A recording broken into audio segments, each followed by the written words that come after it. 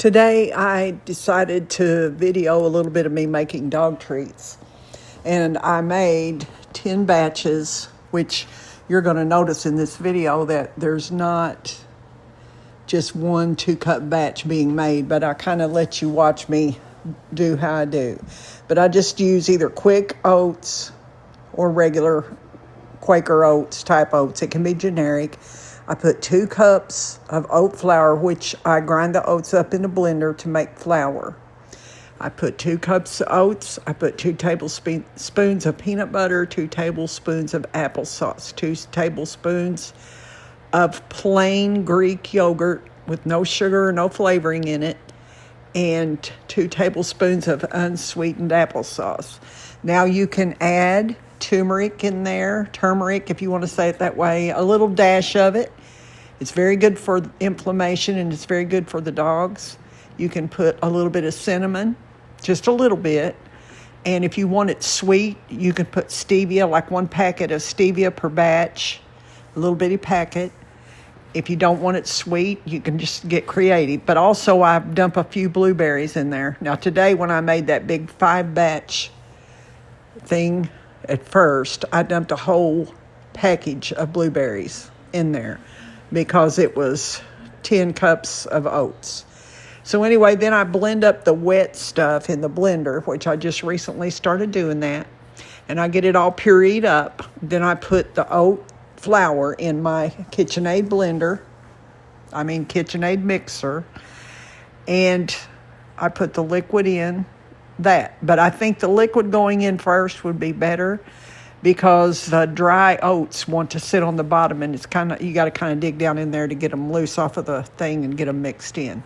So anyway, I just throw a little water in there as I go, and the wetter you get it, it's fine, but it's going to take longer to dry out your treats.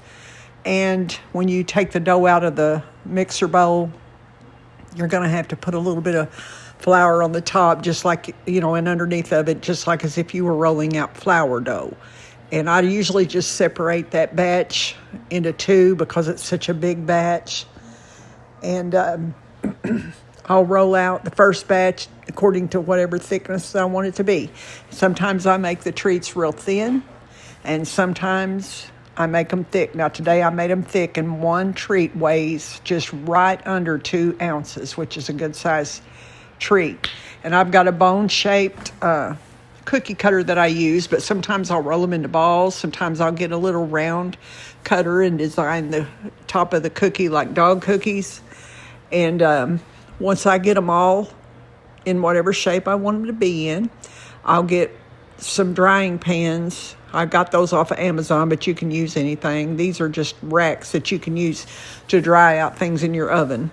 And I'll put some spray coating on the bottom, put the rack on the top of the pan, and then I lay out the dog treats. And I can usually get 25, 50, 75, I'd say 100 treats out of 4 pans.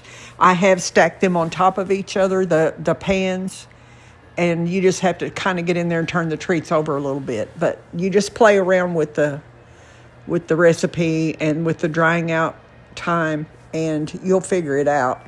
This video is really just for entertainment purposes only. I just wanted to show how I do. I make dog treats for my dogs, and this way I know what they're eating, and I can take a bite of every one. They're human grade. I know what's in them. They're clean treats. I actually have not had Bougie or Roxy to get an ear infection ever since I've been cooking for my dogs, and ever since I've been making their own treats at home. Now, there's all kinds of variations of treats. The second batch I made with all that in it, but I put some grated Colby Jack cheese in it, and I mixed that up real good, and I didn't put anything sweet in there. You can just do whatever, but whatever ingredients you use, you should Google the ingredients or ask your vet and make sure they're okay for your dog. I use only things that I know are healthy for my dogs. And stevia, you're supposed to be able to give to your animals, but I wouldn't give them anything else. And sugar makes yeast grow in their ears and on their paw pads and stuff, so you shouldn't even put sugar in them either. But these dogs, I had video of me rolling out the dough and of them sitting under me trying to grab every little piece that I dropped when I was rolling them out and cutting them.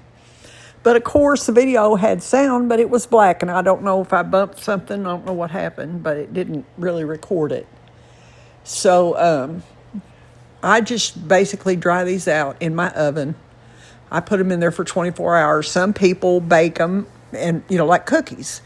But my treats will last on the shelf for at least 2 weeks if they're completely dried out. And whatever I'm going to make ahead, I just freeze it. And when I'm about ready to need them, I get them out of the freezer. And that is how I make my dog treats for Paris, Roxy, and Bougie. Thanks for watching. If you're still listening, this is a disclaimer. This video is for entertainment purposes only. I make my dogs their own treats, and me and Pet Dad cook for our dogs. And we have the recipe that's the same one the farmer's dog uses. So that's just what we've started doing, and I wanted to share the video with you. Thanks.